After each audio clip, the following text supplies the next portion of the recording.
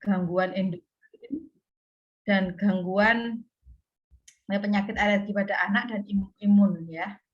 Itu sebetulnya kita sendiri sebagai dokter anak itu agak ya penyakit-penyakit yang seperti ini boleh dikatakan tidak sering kita jumpai, sehingga ya kadang-kadang memang terasa agak sulit gitu untuk mempelajari. Tapi saya mencoba untuk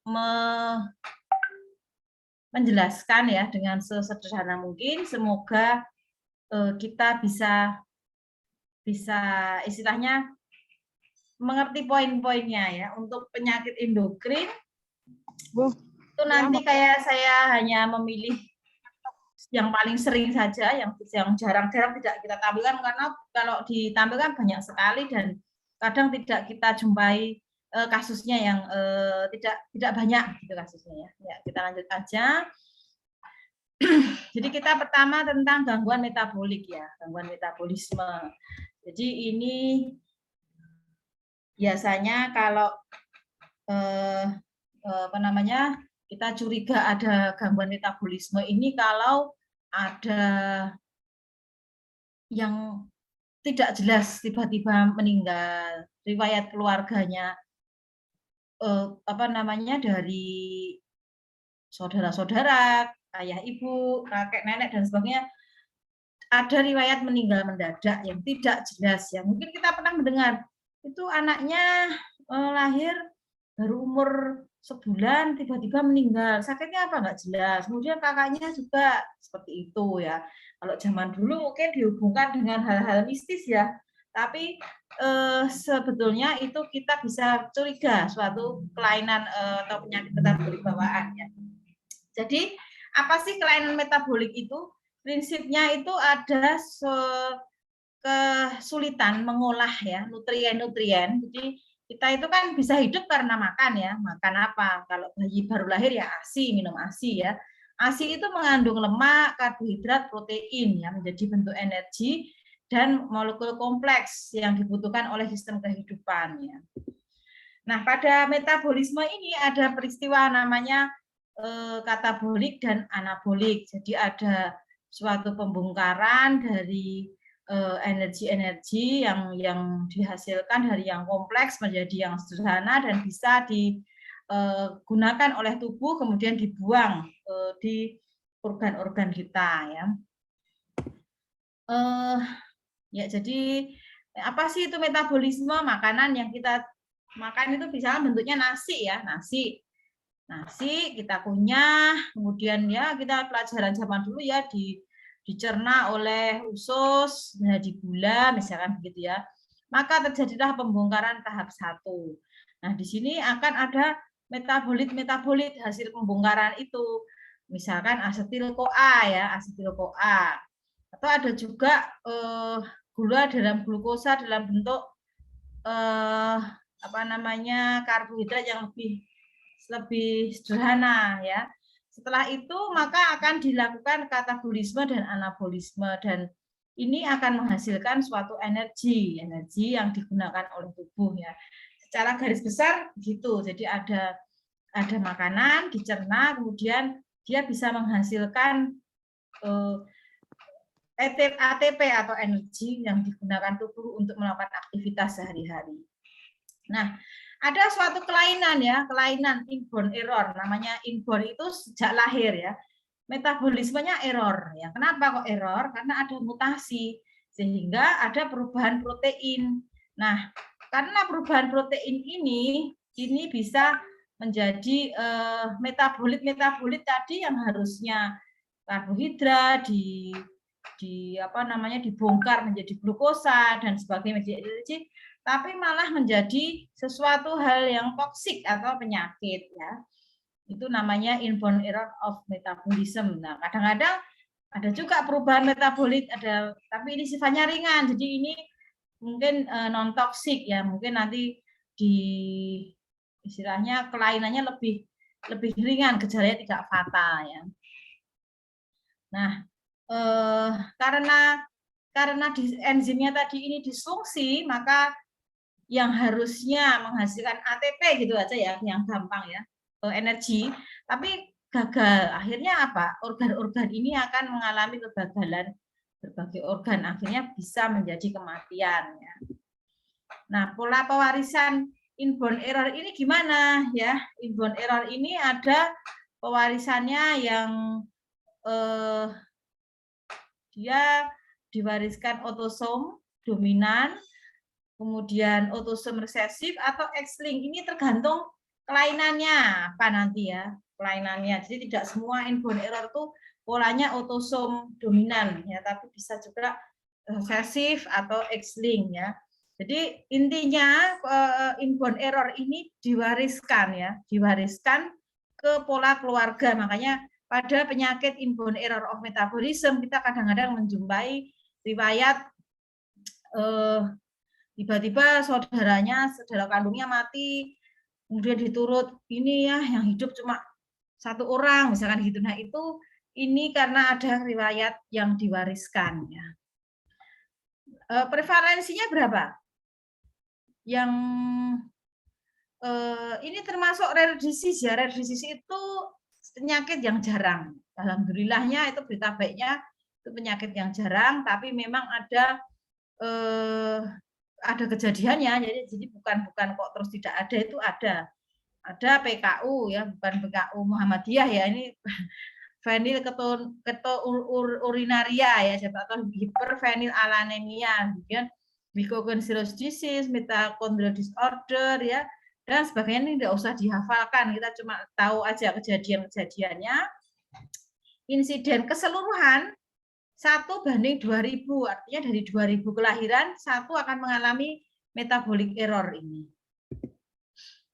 Nah, kasus di Indonesia ini sementara yang terdiagnosis ya, karena Indonesia ini agak susahnya karena nggak terdiagnosis, jadi tiba-tiba mati gitu, nggak sempat kita cek urinnya, nggak sempat kita cek darahnya ya. Yang ini yang terrecord kasusnya tidak banyak ya, tidak banyak kalau dibandingkan jumlah penduduk Indonesia. Tapi yang paling sering ini kejadiannya adalah lisosom storage disorder, kemudian gangguan metabolisme asam amino, asiduria organik ya. Nah, jadi klasifikasinya tadi kan ada yang kita lihat, ada yang toksik, fatal, ada yang ringan ya. Nah, ini ada beberapa kelompok ya. Yang pertama gangguan yang menyebabkan intoksikasi akut ya. Intoksikasi akut itu ada aminoasidopati, organik asiduria, urea cycle defect, dan terapinya membutuhkan gawatan khusus. Dia biasanya gejalanya itu gawat, berarti pasiennya itu masuk itu dalam kondisi yang sangat jelek, dan ada terapi jangka panjang. Ya.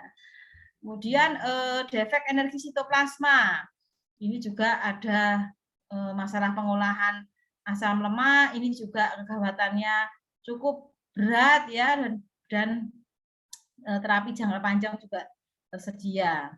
Kemudian ada gangguan neurotransmisi non-ketotik hiperglisemia, kemudian gangguan metabolisme GABA, ini beberapa bisa diobati. Nah, yang gangguan molekul kompleks ini misalkan muko MPS ya, atau mukopolisakaridosis, kemudian lipidosis, dan seterusnya. Ini sedikit sekali yang bisa diobati, sangat sedikit, umumnya tidak bisa diobati. Kemudian untuk gangguan defek energi mitokondrial ini juga ya tidak bisa sembuh sama sekali, tapi ada namanya perawatan suportif. Nah, kapan kita curiga? Nah, ini aja ya, kita yang belajar ya. Jadi poin-poinnya wah itu rumit banget ya. Jangankan dokter umum gitu ya. Dokter anak aja kalau dapat kasus gitu, waduh ini apa ini, diagnosisnya susah dan sebagainya ya. Jadi memang kita curiga kalau ada neonatus tanpa faktor resiko tiba-tiba jelek gitu ya. Kita kadang-kadang kan gitu, mati mendadak ya. Kemudian ensefalopati akut didahului muntah, demam, atau didahului dengan puasa. Puasa itu misalkan dia nggak makan kok terus tiba-tiba kondisinya menurun drastis gitu ya. Kemudian asidosis metabolik yang tidak diketahui penyebabnya, jadi tiba-tiba dia datang dengan kondisi yang sangat jelek, kemudian asidosis metabolik. Nah, riwayat ada penurunan kondisi bayi lahir pada minggu kedua. Kemudian konsanguinitas itu ada riwayat keturunan di konsanguinitas itu ada perkawinan antar saudara ya, antar saudara. Kemudian kematian saudara kandung yang tidak diketahui penyebabnya, HELLP syndrome pada keluarga. Nah, yang terakhir ini tercium bau keringat atau urin yang tidak biasa ya. Jadi dulu saya pernah digambarkan itu baunya itu kayak kaos kaki yang apek, yang nggak dicuci selama berbulan-bulan. Nah, kayaknya baunya kayak gitu katanya. Saya juga belum pernah dapat yang seperti itu, tapi katanya konon kabarnya baunya seperti itu. Jadi kalau ada riwayat-riwayat kok baunya kok aneh banget ya, padahal dia dimandikan, kok baunya kayak gini. Nah, itu jangan-jangan dia ada inborn error of metabolism. Gimana langkahnya penegakan diagnosis? Ya, kita lihat gejalanya, kemudian pemeriksaan penunjang dasar ya. Nah, ini sayangnya ada beberapa yang nggak bisa dikerjakan di Indonesia, screening ya. Screening selektif. Jadi di luar negeri itu screening metabolik itu sudah dilakukan sejak lahir, tapi di sana dananya cukup banyak dan mungkin kelahiran bayi tidak sebanyak kita ya, sehingga bayi yang lahir itu sangat dieman-eman gitu ya, dieman-eman, dan ini harus hidup, harus berkualitas sehingga dilakukan suatu screening metabolik yang lengkap ya. Sedangkan di Indonesia buru-buru screening metabolik ya, untuk mengobati pasiennya yang sakit saja kita banyak kendala ya. Kemudian enzim assay dan DNA mutation analysis ya. Kemudian onset gejala ya, biasanya sejak lahir ya. Kemudian ada sih yang nanti-nanti ya, umur sebulan, 2 bulan dan seterusnya, tiba-tiba koma, ataksia, muntah-muntah, asidosis ya. Itu tiba-tiba gitu ya. Jadi kadang-kadang kita kalau ada orang tiba-tiba asidosis, koma, muntah-muntah, oh jangan-jangan metabolic disease ya. Kemudian simptom bersifat kronik dan progresif seperti gagal tumbuh, ada gangguan otot, developmental delay dan sebagainya. Kemudian ada gangguan organ spesifik, menetap, misalnya gagal ginjal ya, contoh salah satunya. Kemudian manifestasi inborn error of metabolism pada bayi itu paling sering adalah encephalopathy metabolik akut ya. Ini gejala klinisnya. Jadi encephalopathy itu apa? Tidak sadar tiba-tiba ya. Kenapa kok nggak sadar? Karena ada penumpukan metabolit ya pada sistem saraf pusat sehingga memberikan efek toksik. Kemudian gejalanya bisa beberapa jam atau berbulan-bulan setelah lahir. Contoh penyakitnya ini organic acidemia, urea cycle defect, MSUD, dan ketotik hiperglisinemia ya. Kemudian ada hiperamonemia ya. Amonemia itu pemeriksaan amonia ya. Nah, ini pada orang yang sehat kurang dari 110, sakit sampai 180, kita curiga inborn error of metabolism kalau lebih dari 200 ya. Nah, ini ada guideline-nya, ini enggak usah dihafalkan ya, cuma kita tahu oh ada pemeriksaan amonia begitu ya. Nah, kemudian asidosis metabolik ya, asidosis metabolik ini dengan cara pemeriksaan analisis gas darah. Jadi analisis gas darah itu biasanya kita ambil darah arteri, bisa juga sih darah vena, tapi yang paling sering darah arteri. Maka akan kita lihat apakah ada anion gap. Anion gap itu ya suatu perhitungan khusus menghitung natrium, kalium dan sebagainya diperhitungkan dengan pH-nya. Kemudian normal atau meningkat anion gap-nya.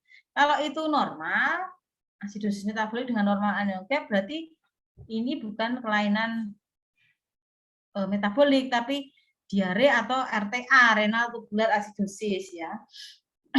Kemudian kalau meningkat anion gapnya, ada kemungkinan dia organik acidemia, ketoasidosis dan laktik asidosis. Ini memang tingkatannya di rumah sakit tipe A dan tipe B ya. Tipe B mungkin juga nggak lengkap, tapi kalau di tipe C, tipe D kita nggak pernah menjumpai pemeriksaan seperti ini. Nah, kemudian masalah metabolik yang lain yaitu hipoglikemia ya, tanda-tandanya. Hipoglikemia karena tinggal nunggu ini pembayaran dan obatnya pas gue dipanggil. Ya, struknya cuy, panjang. Tapi nggak apa-apa. Dan ini gue udah dijemput lagi sama Bang Ojo. Terus ini gue, ya, ada yang belum di-mute ya ininya. Jadi kita lanjut, hipoglikemia. Hipoglikemia yaitu kemampuan hati. Dia biasanya kalau terjadi hipoglikemia ini karena ada metabolisme di hati ya, metabolisme di hati, gangguan metabolisme di hati. Jadi liver kita itu memiliki cadangan glukosa ya dari glikogen. Nah, kalau kondisi tertentu ada hipoglikemia, maka kita lihat apakah non glukosa reductant substansinya ada apa enggak. Kalau positif itu berarti kemungkinan galaktosemia, tirosinemia ya. Tapi kalau negatif bisa jadi ada ketonnya tinggi. Kalau tinggi ketonnya maka akan laktatnya meningkat, asam organik urinnya nggak normal dan seterusnya. Jadi pada hipoglikemi ini kita bisa mendeteksi kelainan organik, kelainan metabolik ya. Saya kemarin barusan juga punya bayi, susah sekali untuk mentreatment hipoglikemia, sudah diinfus glukosa, sudah diminum yang adekuat, tapi masih hipoglikemi. Akhirnya ya kita rujuklah ke bagian metabolik dan endokrin ya.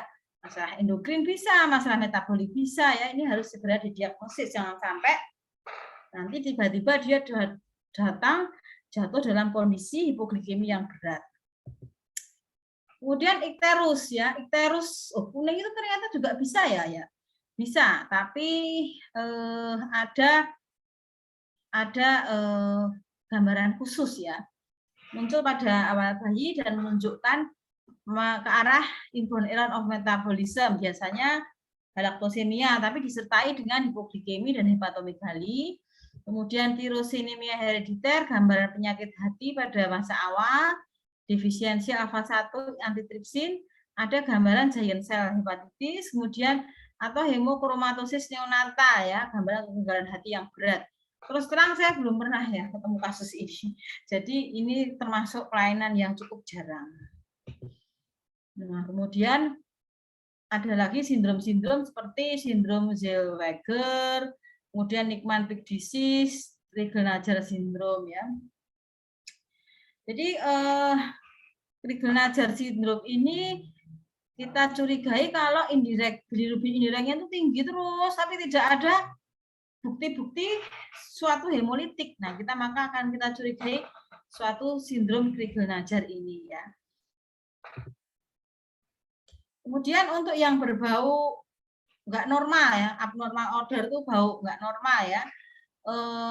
Ini adalah contoh-contoh penyakitnya ya. Ada yang berbau urin ya, itu amoniak berarti ya. Ini maple syrup, kemudian sweaty, baunya seperti kaos kaki, sweaty feet ya, seperti kaos kaki yang bau tadi ya, glutarik, isovaleric acidemia, kemudian maple syrup disease itu bau urinnya seperti maple, sirup maple ya. Saya belum pernah nyium bau sirup maple, tapi bayangan saya baunya manis gitu ya. Ya nanti seperti apa baunya ya, coba sirup gula itu dicium baunya seperti apa. Kemudian hipermetionemia, baunya seperti kobis yang direbus ya. Kemudian PKU atau penilketonuria, baunya seperti tikus ya, bau tikus. Kemudian trimetiluria baunya seperti ikan busuk ya, ikan asin yang nggak enak lah pokoknya baunya.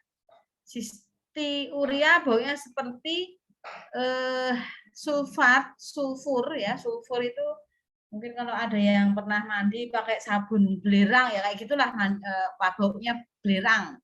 Kemudian 3-metil krotonilglycinuria baunya seperti bau kucing.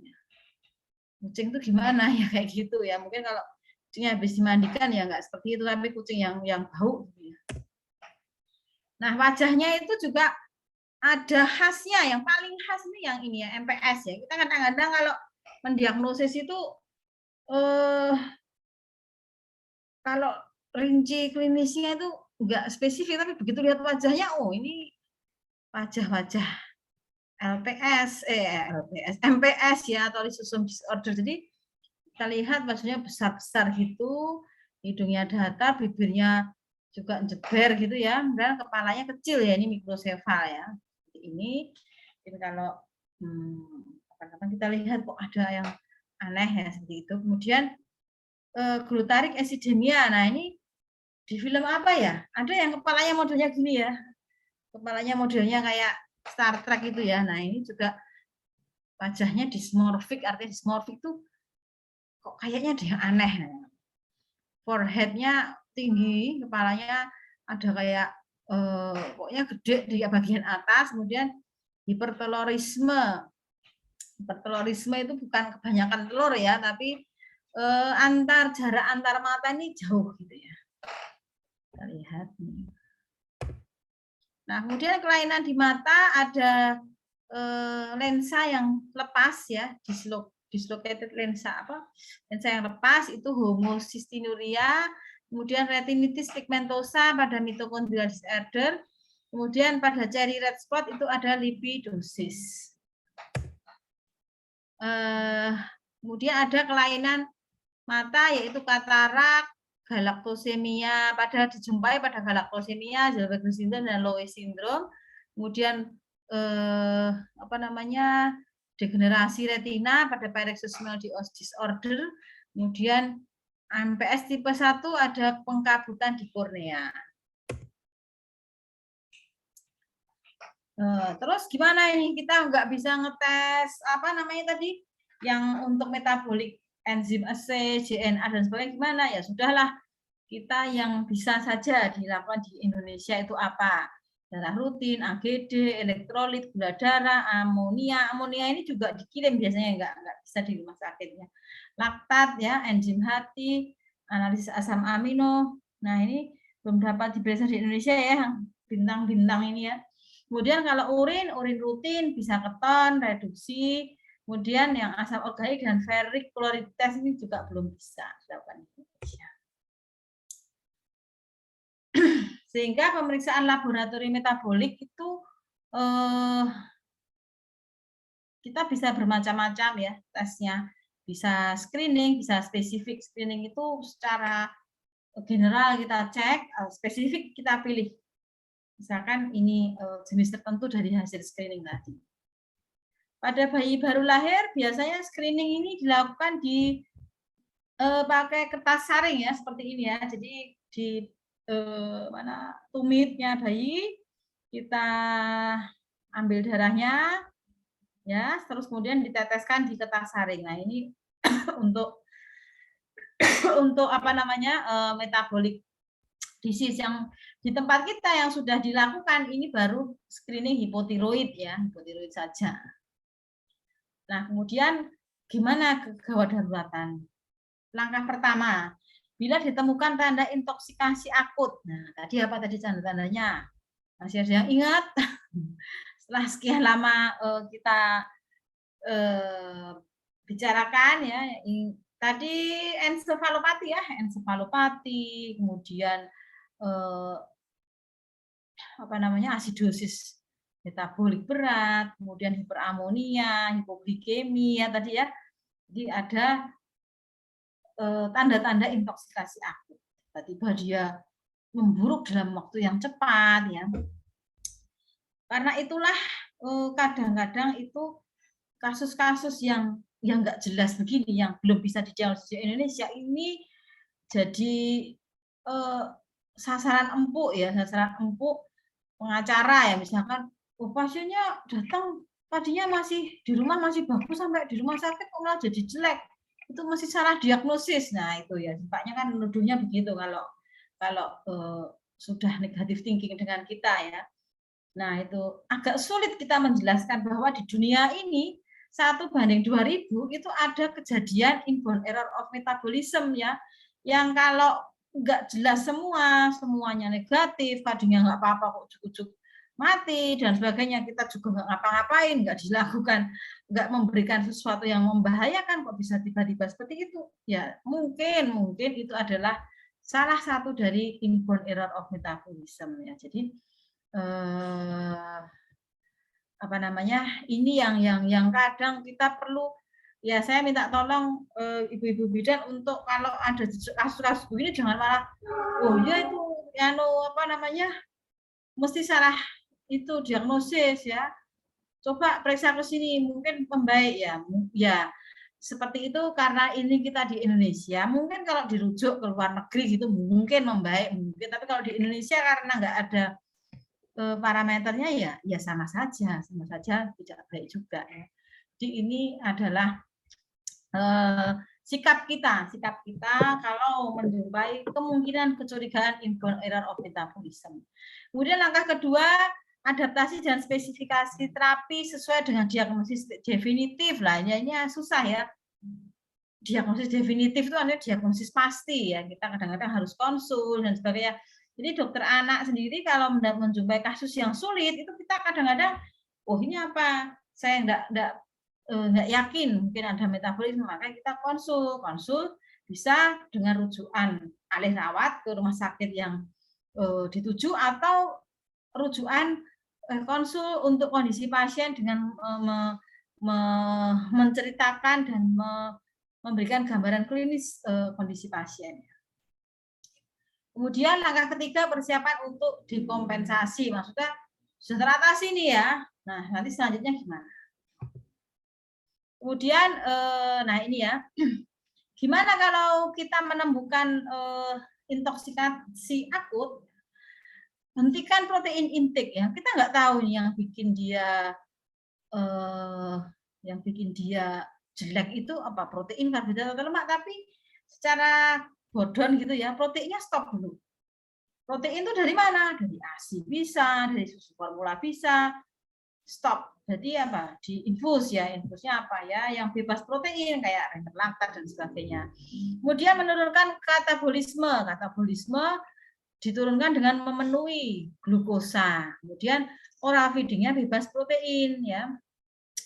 Kemudian tambahkan insulin bila gula darah meningkat, koreksi hipoglikemi dan asidosis, dan ini tadi yang saya bilang konsul clinical geneticist atau metabolic clinician. Untuk SDM-nya ini baru ada di Sarjito ya, dokter ahli metabolik gizi dan metabolik ya. Kemudian setelah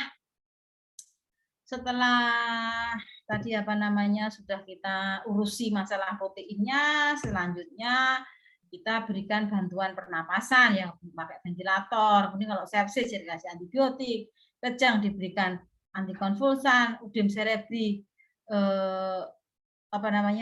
diberikan terapi hiperventilasi, kemudian manitol, furosemi, dan jangan sampai overload cairan hipotonik, jangan sampai hiponatremia, itulah intinya.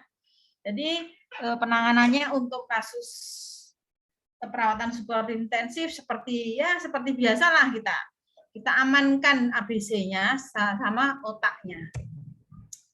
Kemudian langkah kedua, sudah metaboliknya sudah teratasi, maka baru kita mulai kasih makan nih, apa ini ya, kasih makan ya, bisa minuman susu yang bebas asam amino ya, kemudian atau protein yang natural ASI ya, kemudian itu anti hiperamonia yang tidak mengandung amonia, kemudian karnitin, vitamin, dan rencana manajemen nutrisi.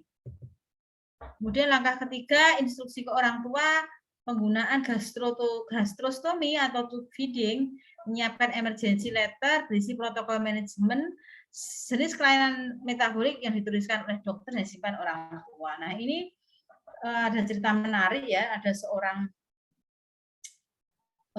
yang menderita kelainan metabolik ini kalau nggak salah MPS yang tadi yang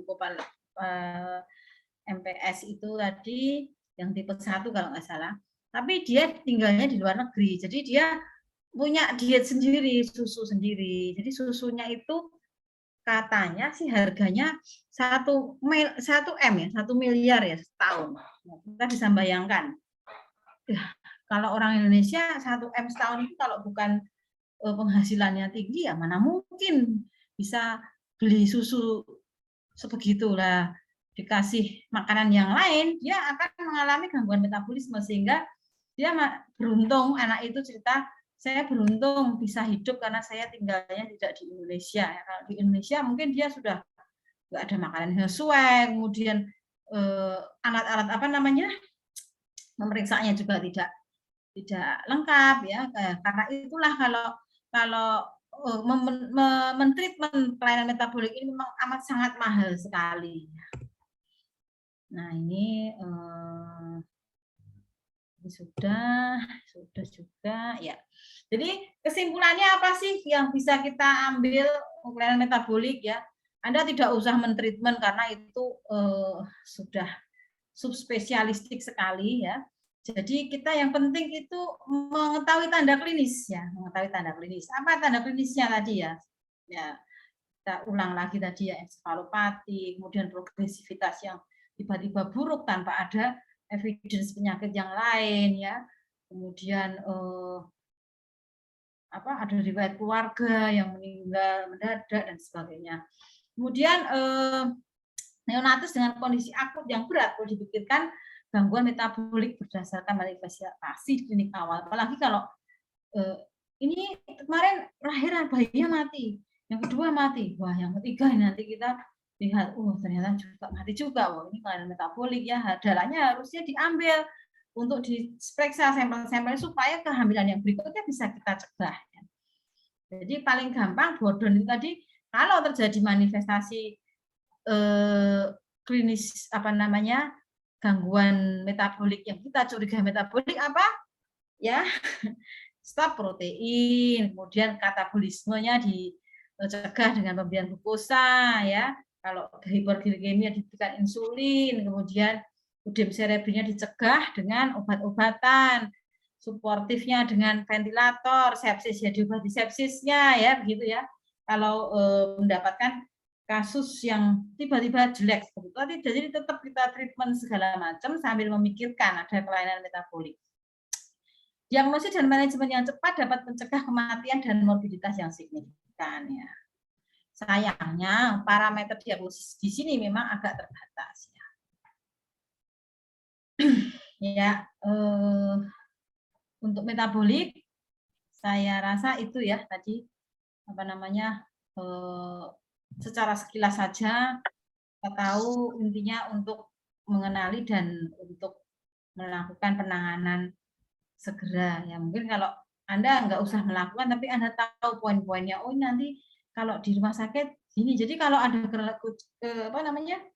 kecurigaan masalah metabolik ya jangan di rumah sakit kecil. Dia nggak punya ventilator, nggak punya ICU, nggak punya PICU ya. Bahkan kelahiran dari bayi yang kita curigai ini ibunya kelainan metabolik itu harusnya juga ibunya kelainan metabolik. Anak-anak yang sebelumnya mengalami kelainan metabolik harusnya di rumah sakit besar yang ada NICU-nya, yang ada tipe B lah minimal ya. Kemudian selanjutnya gangguan endokrin yaitu kita membicarakan dua aja ini nanti sudah cukup banyak ya. Hipotiroid. Nah, hipotiroid ini digembar-gemborkan ya, mungkin pernah ada yang dengar screening hipotiroid. Apa itu screening hipotiroid kongenital? Yaitu adalah suatu program pencegahan pada setiap bayi baru lahir diperiksa kadar TSH-nya untuk bisa mencegah dan mendiagnosis sedini mungkin. Kenapa kok kita harus segera melakukan screening? Karena hipotiroid kongenital ini merupakan gangguan neurodevelopment yang nanti sifatnya permanen kalau kita terlambat. Nah, ini adalah gambaran sekilas mengenai produksi hormon tiroid ya. Jadi hipotiroid ini bisa kongenital, bisa didapat. Kalau yang kongenital itu bisa transien saja, nantinya akan membaik. Bisa itu sifatnya permanen ya. Ini metabolisme tiroid. Jadi pada tiroid normal itu ada kenaikan hormon dari ibu, misalkan akan ada suatu metabolisme keseimbangan sehingga TSH tetap normal ya. Tapi kalau pada hipotiroid primer ada suatu kondisi hipotiroid, maka dia akan kompensasi dengan meningkatkan produksi TSH-nya, sehingga TSH-nya akan meningkat. Sedangkan pada hipotiroid sekunder, tiroidnya sudah mengecil gitu ya, itu maka akan TSH-nya malah rendah, tapi T4-nya yang juga ikut rendah. Penyebabnya itu ada yang paling sering itu disgenesis tiroid ya. Disgenesis tiroid 85%, bisa juga sekunder. Kemudian ada lagi penyebab yang lain karena defek transport hormon tiroid. Kemudian bahkan kalau pada yang transien itu paparan iodin berlebihan pada waktu neonatal. Iodin itu apa? Betadine itu ya. Jadi kita nggak boleh. Makanya sekarang kan tidak rutin setiap bayi baru lahir dikasih betadine itu ya. Kemudian obat anti tiroid pada ibu. Jadi misalkan ibunya hipertiroid, dia minum obat, maka itu bisa menyebabkan hipotiroid pada bayinya. Jadi apa sih pentingnya hormon tiroid ya? Hormon tiroid ini mengatur migrasi sel di korteks. Korteks itu kalau otak kita yang warna putih itu ya, hipokampus cerebellum ya. Jadi dia mengatur migrasi sel-sel otak ini untuk pindah-pindah begitu ya. Kemudian diferensiasi sel neuron dan glia. Jadi sel neuron dan sel otak ya yang di serabut-serabut saraf itu akan berkembang ya, diferensiasi itu bercabang-cabang, kemudian semakin matur, semakin sempurna. Kemudian pembentukan lapisan korteks cerebri juga membutuhkan hormon, dan yang terakhir myelinisasi sel saraf ini sangat penting sekali karena dengan myelinisasi ini tadinya yang sel-sel ini nggak nyambung akan nyambung ya, sehingga timbullah namanya kecerdasan ya.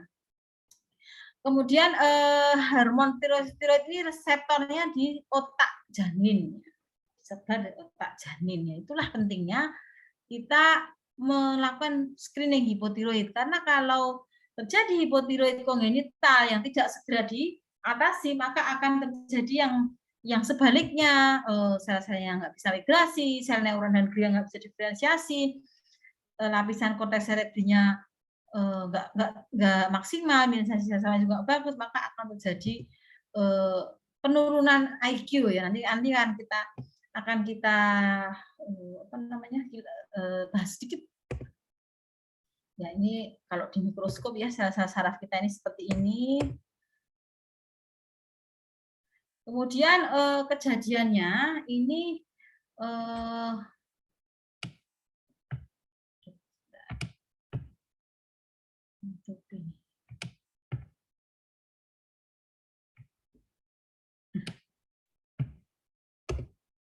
ya, kejadiannya ini di Indonesia 1:3000 sekian ya, tapi ini belum di screening semua ya, belum di screening semua.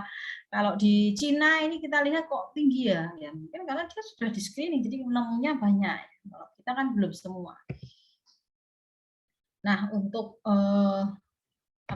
diagnosis hormon tiroid ini, hormon tiroid, diagnosis hipotiroid kongenital ini bisa dengan kita dapat secara klinis atau screening.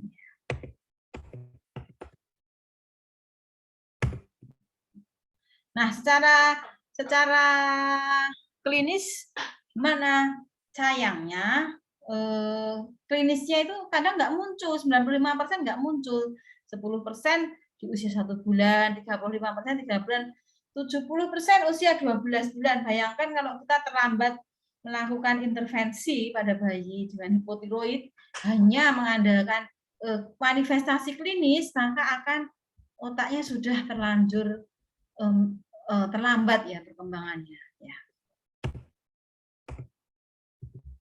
Gejala tiroid akan muncul seiring dengan bertambahnya usia ya. Yang sering apa? Jaundice yang enggak kuningnya enggak apa? Kuningnya enggak hilang-hilang ya. Jadi sudah disinar, lapis sinar sekali kok masih kuning, 2 kali kok masih kuning, 3 kali masih kuning ya sampai gosong itu masih kuning. Nah, itu jangan-jangan hipotiroid. Kemudian letargi, gangguan minum dan konstipasi. Ini jadi kita kadang-kadang kalau bayinya letargi itu enggak bangun-bangun. Nah, itu harus dicek dulu TSH-nya gimana, normal enggak. Kemudian tanda klinis yang sering wajahnya myxedem. Nah, ini khas kalau ini sih kita ini jangan-jangan hipotiroid. Jadi myxedem itu wajahnya itu kepu-kepu gitu ya, kepu-kepu tahu nggak? Buka gitu ya, fontanelanya lebar, kemudian ada makroglosia. Makroglosia itu lidahnya gede ya, abdomennya buncit ya, buncitnya karena otot-ototnya hipotoni ya. Kemudian hernia umbilikalis dan hipotonia. Pada usia yang besar maka akan jadi hipotonia dan flat nasal bridge dan pseudo hipertelorisme dan bradikardi. Jadi kalau udah gede dia wajahnya mirip Down syndrome ya, flat nasal bridge dan hipotonia. Mirip sama pseudo hipertelorisme. Jadi hampir mirip dengan Down syndrome. Untuk diagnosis klinisnya maka kita lakukan skor ini ya, skornya 1, 2 dan seterusnya. Kalau bayinya kurang dari 6 bulan maka skor kurang dari 2 normal, lebih dari 4 sangat sugestif, dan kalau lebih dari 2 periksa FT4 dan TSHS. Nah, kadang-kadang kita salah nih dalam diagnosis ya, pitfall itu ada jeglongannya ya. Kita nggak ngeh ya, ini ternyata hipotiroid ya, ada bolong jaundice, sindrom Down ya. Sindrom Down itu selalu saya cek TSH-nya. TSH. Masalahnya itu di BPJS itu tidak tercover untuk ya tercover sih mungkin, tapi biayanya cukup tinggi ya untuk TSHS dan FT4 ini, sehingga ada rumah sakit tertentu yang entar dulu lah meriksanya gitu ya. Nanti kalau klaimnya cukup, kalau klaimnya nggak cukup ya besok pas rawat jalan. Nah, itu akan akibatnya akan ke delay ya, keterlambatan. Kemudian ada anak dengan retardasi mental, jangan-jangan hipotiroid. Kalau kongenital itu juga jangan-jangan hipotiroid ya. Jadi kalau kita ada bayi kok tidak di screening, itu ada gimana kalau besok ternyata dia hipotiroid?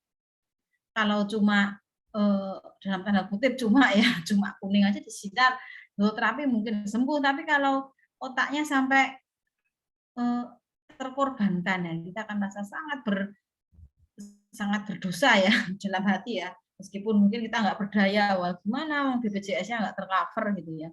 Tapi sekarang kita sudah punya program dari pemerintah, di mana screening itu bukan sesuatu hal yang mahal, dia bisa dilakukan dengan biaya yang cukup terjangkau, sekitar nggak salah 60.000 kalau nggak salah, 60.000.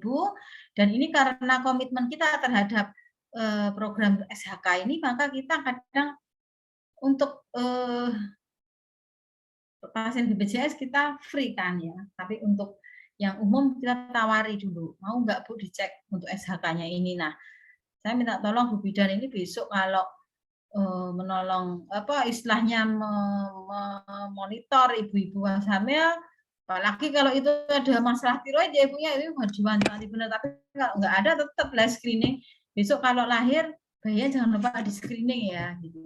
Screening itu kan kalau misalkan lulus alhamdulillah, kalau enggak segera diobati, ada obatnya sehingga kita tidak usah jatuh dalam kondisi yang hipotiroid yang sampai terlambat ya. Nah, ini diagnosis dini dengan cara screening, pemeriksaan darah ya.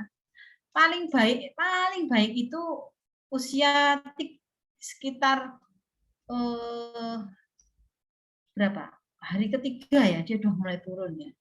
Hari ketiga. Puncak-puncaknya ini kan di usia 12 hari ya, tapi hari ketiga itu udah mulai turun. Ini paling ideal, tapi kadang-kadang supaya nggak lolos ya minimal 24 jam lah di sini ya. Kalau kita periksa saat lahir ya kurang bermakna TSH itu. Pengobatan sedini mungkin, golden period-nya 3 bulan. Jadi jangan sampai lolos ya, jangan sampai lolos lebih dari 3 bulan karena ini bisa mencegah kecacatan. Caranya gimana ya? Tadi sudah ya, tadi yang metabolik sudah, yang ini dengan mengambil darah di tumit dan diambil di pertasaring. Nah, apa interpretasinya? Kalau hasilnya kurang dari 20 maka normal, kalau lebih dari 20 maka dicek semuanya FT4 dan TSHS-nya lebih dari 40 maka harus diobati ya. Ini termasuk yang primer permanen ya, harus diobati.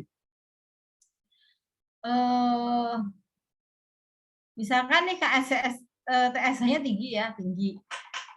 Tapi lebih dari 20 itu sebaiknya tetap diterapi ya, meskipun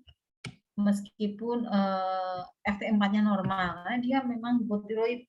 Transien bisa, tapi nanti kalau kita cek normal terus di suatu saat bisa kita hentikan ya. Kan ada pengulangan tes ya. Pengulangan tes. Kalau tesnya ternyata TSH-nya jadi normal, FT4-nya juga tetap normal, maka mungkin bukan hipotiroid kongenita ya. Gitu.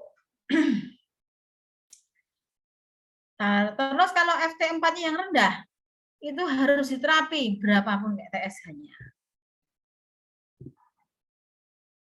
Faktor risikonya apa? Bisa ini ya, jenis kelamin perempuan, umur kehamilan lebih dari 40 minggu, kehamilan kembar, defek kongenital, ini adalah faktor risikonya ya. Obatnya apa? Obatnya dengan levotiroxin atau studi hormon ya. Nah, ini ada yang agak menakutkan ya untuk terapi hormon ini.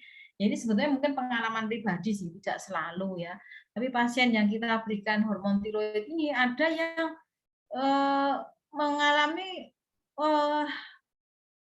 takipnya dan takikardi yang nyata ya. Makanya karena itu kita biasanya mulai dari dosis yang paling kecil dan diobservasi ya. Kalau bisa sih kalau terapi awal itu di rumah sakit ya, masih belum dipulangkan itu kita terapi dulu, kita amati, oh aman, nggak ada efek samping nih, udah kita pulangkan, besoknya kita rujuk ke bagian endokrin untuk mengadjust lagi dosis-dosis tiroidnya ini. Tapi kalau ada efek samping itu bisa terjadi takipnya dan seterusnya. Kemudian dosis inisial sesuai usia ya, jadi semakin cepat prognosisnya semakin bagus ya. Saya pernah dapat kasus ini ya, anak waktu itu dia umurnya kalau nggak salah 9 bulan atau 1 tahun ya, anaknya tuh belum bisa apa-apa, sama sekali nggak bisa apa-apa. Kemudian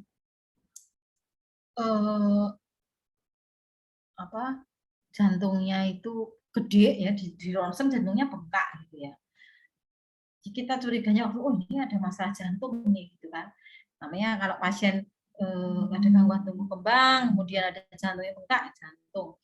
Tapi waktu itu dibawa ke tempat saya kok kayaknya hipotonis sekali ini tonusnya gitu. Akhirnya kita sampaikan ke orang tua, Bu ini kayaknya hipotonis sekali. Coba kita cek tiroidnya ya.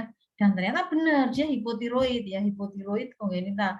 Tadinya kan nggak bisa apa-apa, sakit-sakitan ya.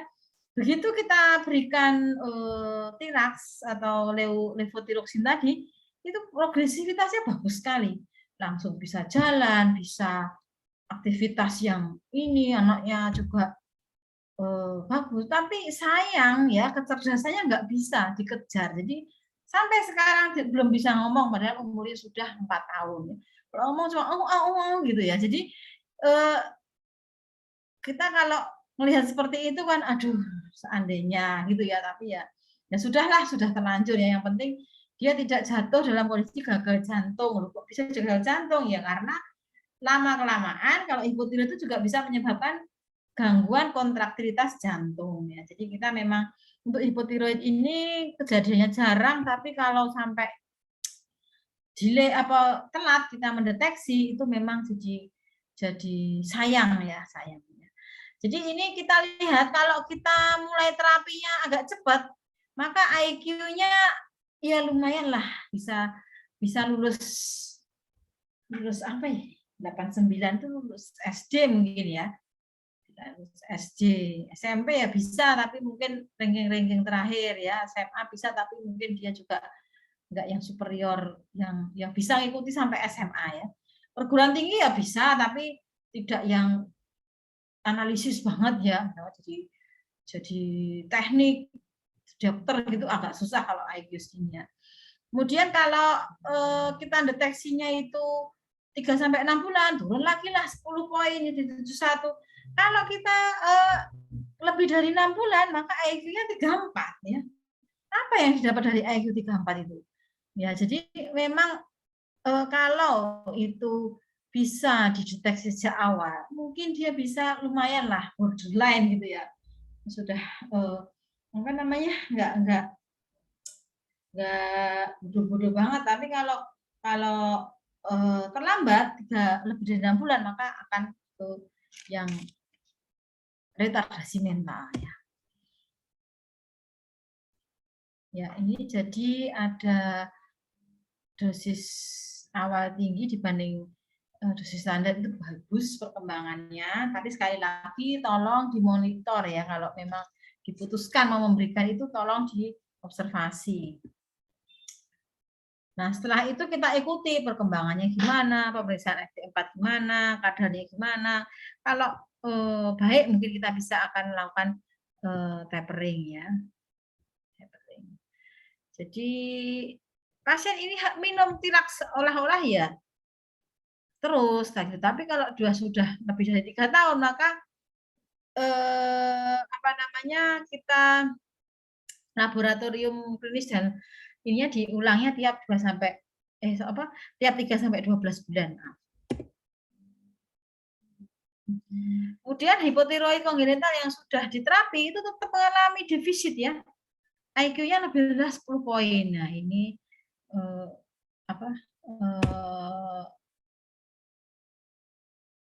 tidak harusnya dia IQ-nya 120 jadi 110 gitu ya.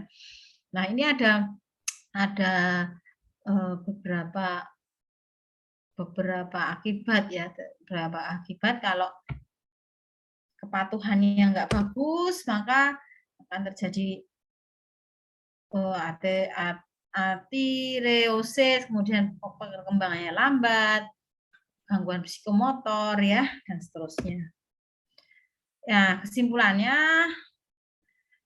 maka kita dengan adanya dengan adanya screening, terapi dini, dengan diagnosis yang tepat, dan maka prognosisnya akan baik ya. Screening pada neonatus penting sekali untuk deteksi dini. Karena hipotiroid kongenital itu merupakan dapat menimbulkan gangguan pertumbuhan dan neurodevelopment.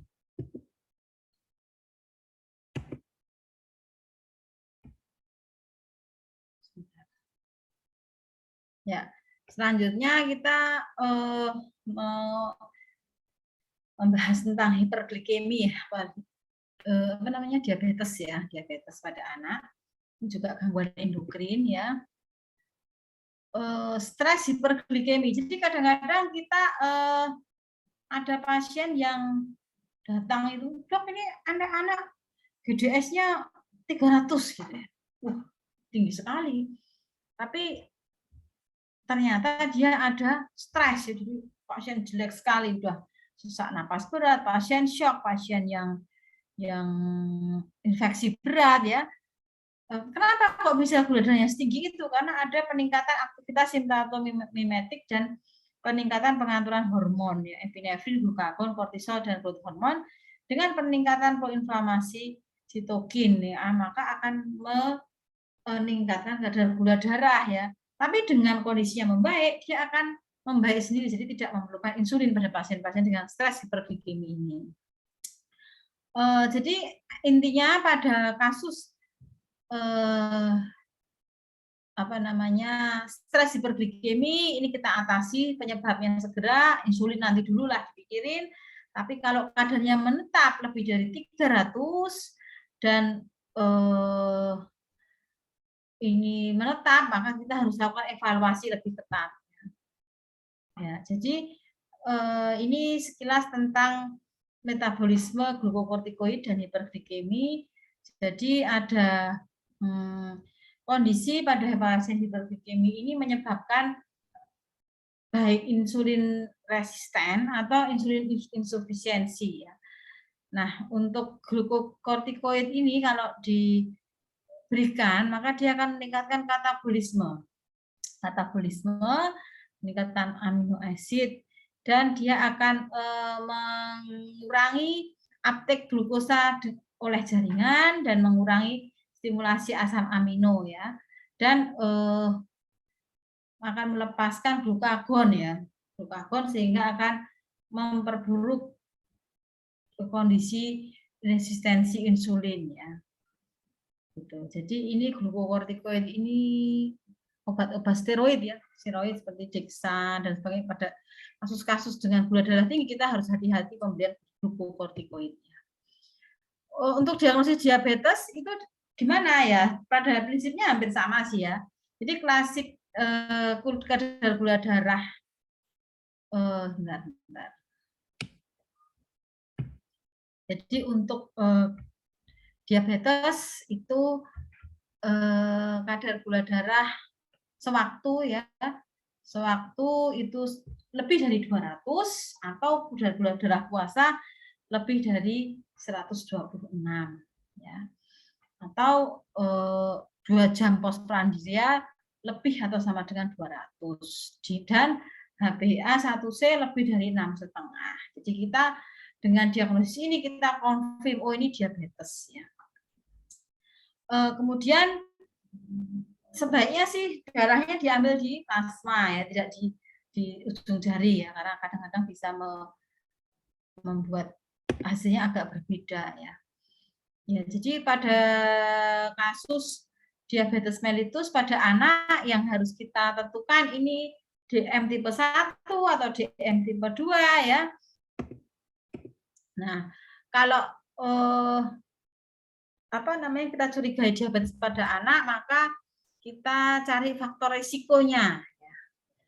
Faktor risiko diabetesnya, apakah ada umur, riwayat keluarga, obesitas, ada kelainan metabolik enggak, ada ketoasidosis enggak, lakukan tes C-peptide atau beta sel autoantibody kalau memungkinkan ya. Nah, tipe 1 diabetes ini biasanya dia pada waktu kecil ya, umur 3 tahun. Saya pernah dapat anak dari karyawan kebetulan ya, waktu itu keluhannya apa? Keluhannya itu kok nangis terus gitu ya, beratnya turun. Kemudian apalagi ya waktu itu, saya lupa. Ya udah cek darah aja. Belalah kita cek gula juga karena anak ini kok muntah-muntah gitu ya. Jangan-jangan hipoglikemi kan seringnya gitu. Tapi kita kaget loh kok ternyata gulanya malah high ya. Nah, itulah ternyata setelah kita ulang lagi ternyata masih high lagi. Oh, ini berarti ketoasidosis ya. Jadi DM tipe 1 munculnya di usia yang kecil dan biasanya berat ya.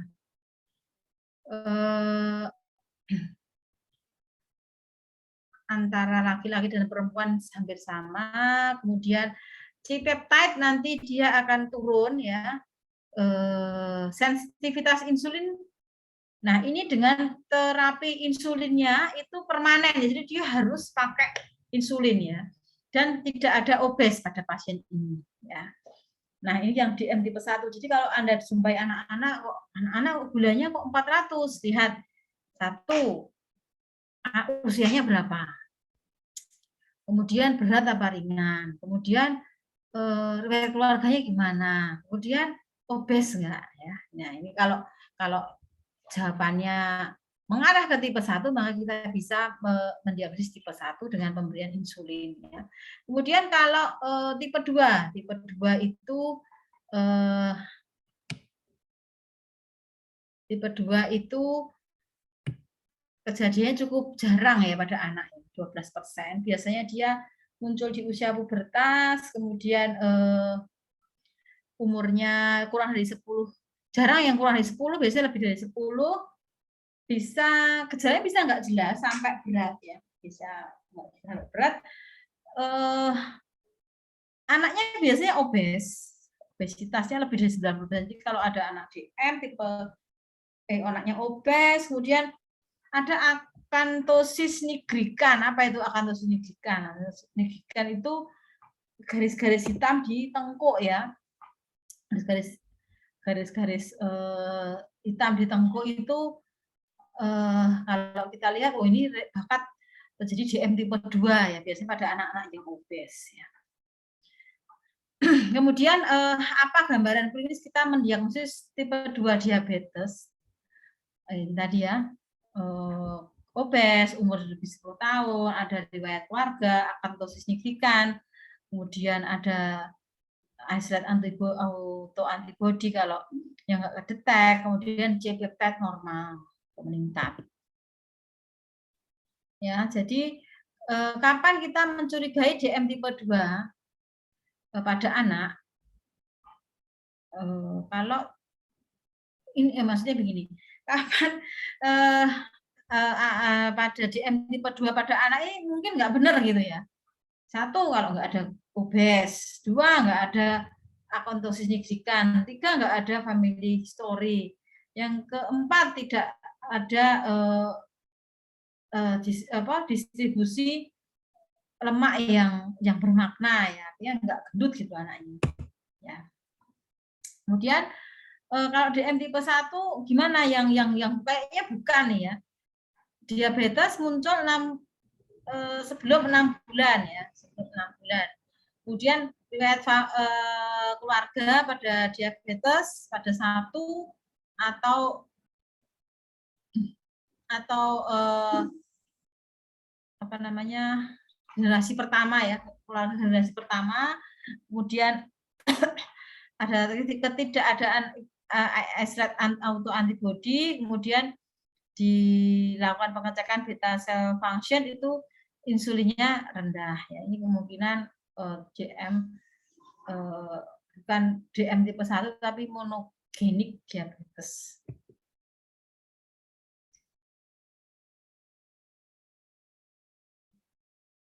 Jadi usianya biasanya kita kritisnya itu 6 bulan ya, 6 bulan. Kalau DM tipe 1 itu biasanya lebih dari 6 bulan, tapi kurang dari 10 tahun. Sedangkan yang sangat muda, kurang dari 6 bulan itu bukan tipe 1, tuh namanya monogenik neonatal diabetes. Biasanya dia transient, tapi juga ada yang permanen ya. Ya, lanjut.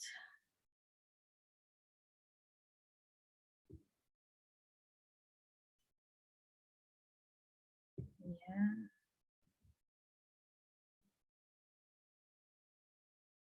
Jadi nanti ada obat-obat yang kita harus hindari ya pada DM ini, ada glukokortikoid, ya steroid, ya hidrokortison, prednison, dexamethasone itu harus dihindari, asparaginase itu juga hindari dan seterusnya ya, banyak itu daftar-daftarnya. Ya.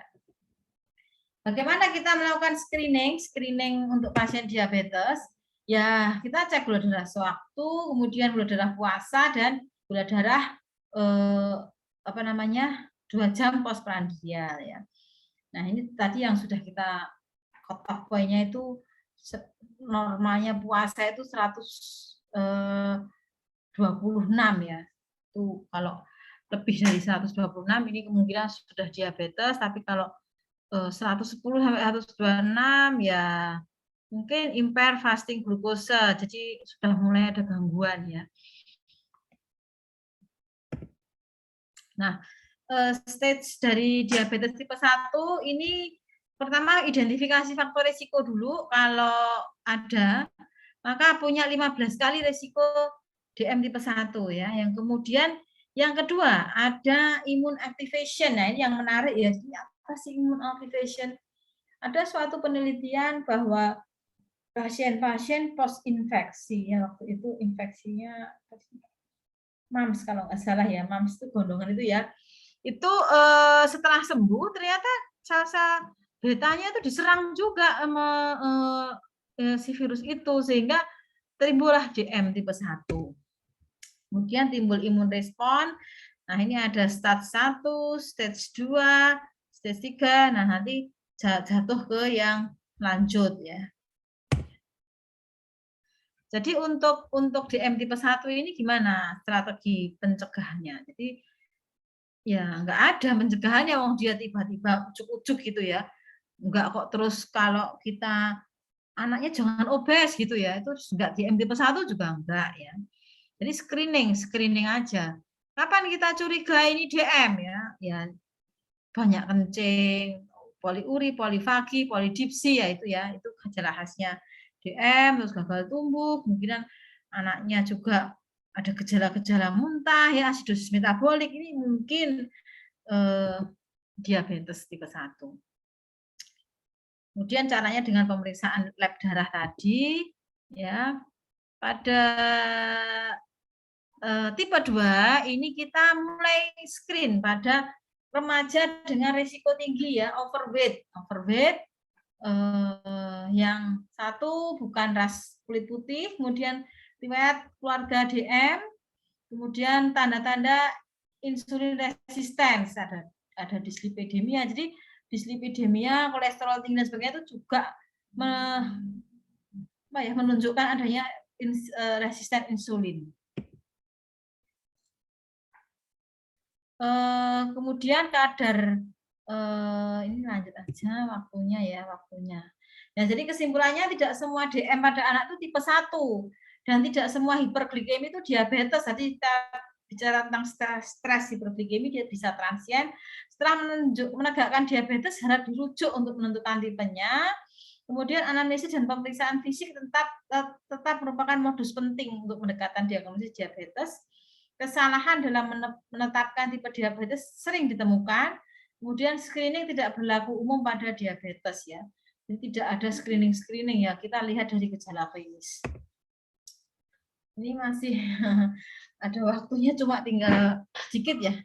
Kita ngebut dulu ya, nanti bagian yang mungkin ini kita skip aja ya. Selanjutnya yaitu gangguan alergi ya. Gangguan alergi ini kita klasifikasikan reaksi hipersensitif itu ada 1, 2, 3, 4 ya.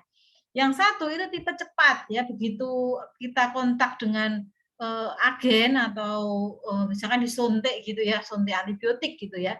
Maka kalau dia hipersensitif tipe 1 maka akan 30 menit pingsan, 30 menit sesak napas ya, itu tipe 1. Kemudian yang tipe 2 itu yang 5 sampai 8 jam toksik ya. Biasanya dari antibodi dan komplemennya saling berikatan gitu ya. 2 sampai 8 jam ya, imun kompleks sama dengan antibodi atau antigen kompleks. Kemudian yang delay 24 sampai 72 jam dengan T-cell mediated ya, biasanya ini tes T-cell mediated itu seperti kita mantuk tes itu ya. Mantuk tes itu kan dengan agak lambat tuh ya, selama 3 hari. Nah, ini dimediasi oleh T-cell. Kemudian stimulatori itu dengan mediasi antibodi. Nah, kalau yang paling mengancam jiwa itu yang tipe 1 ya, biasanya kita temui di bisa di poli, bisa di bangsal, bisa di bangsal ICU ya. Jadi ini karena antigen yang mengikat IgE permukaan itu menimbulkan reaksi sistemik ya. Jadi dia menimbulkan vasokonstriksi, ya bisa serangga, bisa makanan dan seterusnya. Gambaran klinisnya pertama bisa gatal, flushing, urtikaria dan angioderma, kemudian sesak napas, mual muntah, diare dan kram perut ya, yang drastis itu tiba-tiba jatuh ya, hipotensi sampai shock. Nah, ini diagnosis munculnya gejalanya 30 menit sampai 90 menit ya. Ini kita lihat awalnya mungkin di bibir aja, lama-lama jentol, bibirnya lama-lama kulitnya merah-merah, terus seluruh tubuh lama-lama dia akan mengalami sesak napas di dalam ya. Jadi reaksi di dalam bronkus sampai harus diintubasi. Nah, kemudian untuk penyakit-penyakit alergi ya yang sering ya, rinitis alergi ini juga baik kita sempat singgung sedikit ya. Jadi rinitis alergi ini penyebabnya karena polen itu serbuk sari bunga ya. Biasanya kalau di musim-musim tertentu, musim bunga begitu dia banyak serbuk sari. Kemudian alergi debu rumah, lemah dan jamur. Jadi kita harus membenarkan paradigma. Kadang-kadang kan begini, Bu, ini anaknya alergi debu. Oh ya, rumah saya pinggir jalan tuh banyak debu jalan. Bukan debu jalannya, tapi debu di dalam rumah yang lembab, jamur, terus bekas-bekas hewan-hewan di rumah yang hewan-hewan di rumah tuh misalkan nyamuk gitu ya, kecoa itu kan remet-remetan serpihan-serpihannya itu mengandung protein. Nah, itu kalau kita hirup itu sangat alergenik sekali ya. Jadi debu itu debu yang itu, debu rumah. Kemudian kalau di luar itu misalkan pada musim gabah itu ya, musim panen. Nah, itu bunganya itu, serbuknya itu. Kemudian pokoknya yang dari protein dari tumbuh-tumbuhan. Jadi bukan debu rumah, debu tanah itu bukan ya. Tapi lebih ke serbuk sari ya. Kemudian anak-anak yang alergi berat itu wajahnya khas ya. Matanya mata panda ada garisnya, hidungnya tuh sering digini-ginikan ya. Ya, saya juga alergi jadi ada tanda-tanda seperti itu juga. Jadi kalau ada apa sedikit langsung hidungnya digini-ginikan, terus dia timbul garis, namanya allergic signer, kemudian nasal crease ya, jadi bergaris gitu ya hidungnya. Kemudian ada Dennis Morgan lens, jadi matanya berkantung ya, itu sebetulnya bukan karena kurang tidur aja, mungkin karena dia alergi ya, jadi lebih hitam gitu ya kantong matanya. Rinitis alergi juga disertai asma, sinusitis kronis, otitis media, dan polip nasal. Diagnosis dan pencegahannya ya berdasarkan klinis ya, jadi kita nggak perlu tes kalau ada riwayat pilek ini tadi habis mainan di sawah dok, sawahnya habis panen, terus gabahnya itu habis dirontokin, wah ya ini kemungkinan rinitis alergi ya. Tapi ada juga pemeriksaan laboratorium, IgE total, tes skin prick test ya, dan usapan nasal atau nasal smear. Nah, pencegahannya gimana? Ya, ini yang sudah saya singgung kemarin ya, menghindari pencetus, membersihkan debu rumah, mengurangi kelembapan, dan menghindari membuka jendela selama musim bunga. Jadi kalau musim bunga itu nggak usah buka jendela. Nah, ini kalau kita kita lihat dengan rinoskopi ya, hidung itu normal itu warnanya pink-pink begini ya. Tapi kalau rinitis, alergi itu putih, jadi udem ya, putih dan bengkak gitu ya. Kemudian kalau dia infeksi dia akan kemerahan, kalau polip itu ada benjolannya begini. Nah, ini dalamnya ya. Kemudian kalau tes screen prick test tadi gimana? Disuntikkan, misalkan ini kita suntikkan Dasmite, kemudian dan yang lainnya, Dasmite itu di rumah ya. Ini kalau dia negatif maka kan datar, ini negatifnya. Kalau yang positif itu nanti seperti ini, ternyata ini gede sekali, melebihi yang ini. Jadi artinya apa? Dia alergi dengan ragweed itu apa sih? Rumput ya, jenis rumput gitu ya. Ya, jadi dia alergi terhadap yang diujikan ini. Kemudian untuk pengobatan kita bisa berbagai macam treatment, tapi kalau secara umum sih kita memberikan antihistamin ya. Antihistamin itu bisa yang CTM itu generasi pertama, yang kedua cetirizine ya, yang ketiga antihistamin intranasal ya, bisa disemprot di hidung. Kemudian kalau ini nggak mempan, maka diberikan intranasal steroid. Nah, ini harus dengan assessment dokter anak ya. Dokter umum kayaknya belum boleh juga memberikan intranasal steroid karena ada efek sampingnya. Apa itu efek sampingnya? Di mukosa hidungnya jadi lebih tipis nanti, mudah mimisan, mudah ya pokoknya gitu-gitulah. Jadi harus dirujuk ya untuk memberikan intranasal steroid ini. Kemudian ada kromolin sodium intranasal, ini untuk menghindari granulasi sel emas, dan imunoterapi. Kapan kita memberikan imunoterapi? Kalau kita sudah memberikan terapi-terapi yang di atas itu tapi gagal, atau lingkungannya nggak memungkinkan, misalkan kita mau menghindari alergen, tapi itu sebelah rumah itu Dok, pabrik genteng. Jadi dia tiap hari bakar-bakar asapnya itu masuk ke rumah. Wah, itu susah banget itu ya. Jadi kalau sudah yang hal-hal yang suruh pindah rumah itu kan ya mahal ya biayanya, beli rumah atau gimana, nggak mungkin gitu ya. Jadi maka kita akan melakukan imunoterapi. Kemudian alergi yang lain yaitu alergi kulit ya. Alergi kulit itu dermatitis atopik, kejadiannya cukup tinggi pada bayi, 85% itu mulainya di bayi. Jadi alergi itu ada jadwalnya ya. Pertama muncul tuh atopik dulu. Dermatitis dulu. Terus setelah dermatitis, rinitis ya, pilek. Setelah rinitis di atas 5 tahun nanti muncul asma. Jadi ada suatu lini begitu ya. Nah, ini contohnya yang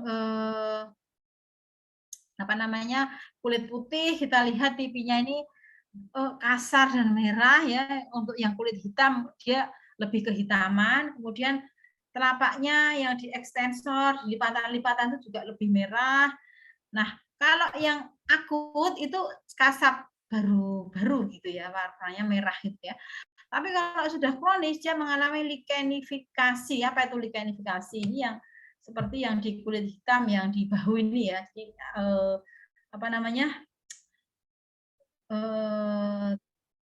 epitelnya sudah berubah, kemudian itu rasanya sangat gatal dan harus diobati khusus ya. Ini sudah. Jadi intinya setiap penyakit alergi itu ada gatal, ada riwayat penyakit atopik pada keluarga atau pada dirinya sendiri, kemudian penyebarannya itu khas, lokasinya dan sifatnya kambuh-kambuhan. Nah, itu alergi itu seperti itu. Jadi kalau misalkan ini kok batuknya nggak sembuh-sembuh, ini kok pileknya nggak sembuh-sembuh ya, apa flek ya, agak jauh kita mikirnya. Tapi kalau Dok, ini kok pileknya nggak sembuh-sembuh ya, jangan-jangan rinitis alergi. Nah, itu mendekati benar ya. Jadi ini memang ya. Selanjutnya penyakit imun ya. Ini bahasan terakhir saya baca secara sekilas saja karena ini cukup rumit ya. Jadi penyakit imun autoimun ya. Autoimun itu apa sih autoimun? Jadi kadang-kadang kita susah sekali menjelaskan, Dok, Bu, ini anaknya kena penyakit autoimun. Berarti imunnya nggak bagus, Dok. Nah, itu yang bikin jadi kontradiksi ya. Perlu kita luruskan lagi bahwa penyakit autoimun itu bukan berarti imunnya nggak bagus, tapi ada kelebihan dalam menanggapi ya sesuatu. SLE atau sistema lupus eritematosus atau mungkin kita dengar suara lupus ya, sakit lupus gitu ya. Nah, ini etiologinya tidak terlalu jelas, jadi beberapa faktor bisa genetik, bisa didapat ya. Yang jelas dia ada masalah imun ya. Jadi ada si sel limfosit B dan T-nya itu autoreaktif. Jadi malah harusnya sudah tidur tapi dia bangun terus gitu ya. Jadi malah berlebihan gitu loh. Kalau kita bilang sistem imunnya kurang bagus juga enggak, tapi ini masalah gitu ya. Jadi Sistem imun itu yang terlalu kurang tidak bagus, tapi terlalu berlebihan juga tidak bagus ya. Yang benar tuh gimana? Yang sedang-sedang saja, yang pas ada sakit dia kerja, pas nggak ada sakit dia tidur gitu ya. Tapi kalau ini kerja terus maka akan menimbulkan masalah ya. Jadi ini biasanya tadi sama dengan alergi ya, ada tipe 3 hipersensitif. Jadi ada imun kompleks auto antigen yang binding dan akan bereaksi dan menimbulkan reaksi inflamasi ya. Apa gejalanya? Gejalanya itu disebut penyakit 1000 wajah ya. Kenapa kok 1000 wajah? Lah nggak jelas, datang itu tiba-tiba rambutnya buta, terus besok lagi nyari sendi ya. Besok lagi ini sampai akhirnya kita ini SLE ya.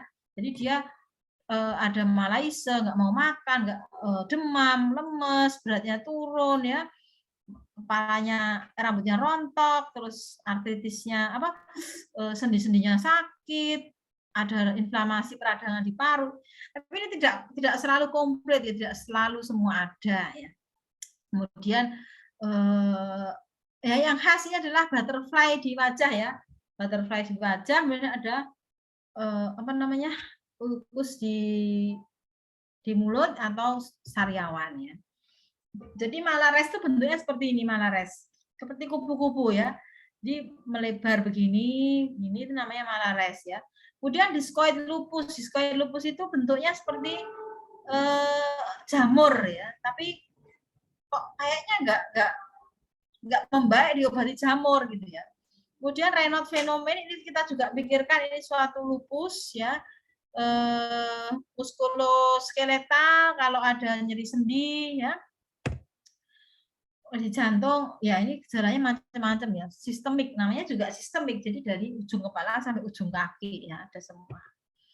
Nah, diagnosisnya berdasarkan American College of Rheumatology kriteria ya. Jadi ada gejala klinis kulit, sendi, serositis, renal disorder, neurologis, hematologis, imunologis. Abnormal kita jumlah kalau memenuhi kriteria adalah 4 atau lebih dari 11 kriteria ya. Maka kita lakukan pemeriksaan lab darah ya. Ya, ini diagnosisnya tadi dengan klinis dan anates dan anti dsDNA. Untuk obatnya gimana? Obatnya bisa diberikan anti-inflamasi non-steroid, kemudian steroid ya, dan anti malaria macam-macam. Jadi ini tergantung berat ringannya dan gejalanya. Ya. Ya. Terus berikutnya adalah juvenile idiopathic arthritis. Ini artritis yang terjadi pada anak yang bisa terjadi 1 atau lebih dari 2 sendi yang berlangsung lebih dari 6 minggu. Ya, jadi nyeri dikasih obat nggak membaik 6 minggu lah, ini kita curiga JRA atau JIA ya, juvenile idiopathic arthritis ya. Nah, ini ada tipe-tipenya, kemudian ada gejala penyertanya. Jadi kalau ada pasien, ini algoritmanya ya, pasien dengan JIA, maka kita berikan obat selama 6 minggu. Kok ada improvement, sembuh, ya berarti mungkin bukan ya. Tapi kalau ada kekambuhan, kemudian atau tidak membaik, maka kita manage sebagai JIA. JIA kalau dia bagus, responnya juga kita cukup dengan penanganan yang sederhana, tapi kalau persisten maka kita naik ke terapi selanjutnya.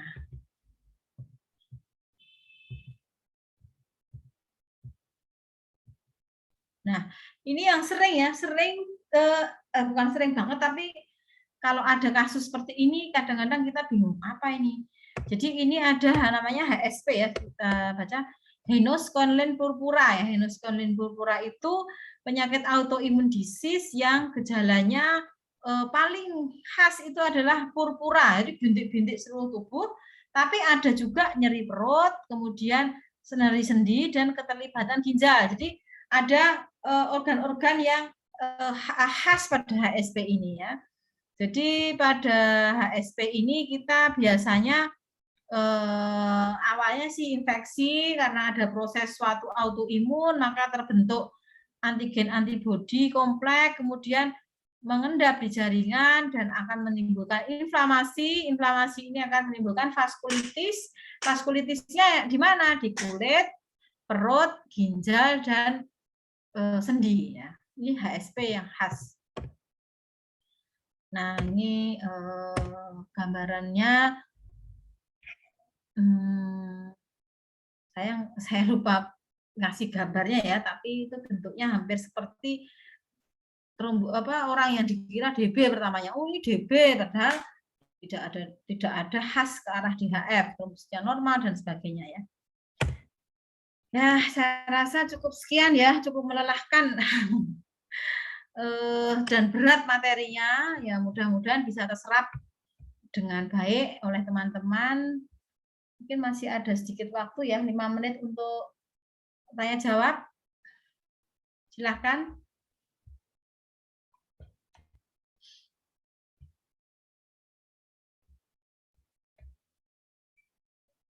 Kalau tidak ada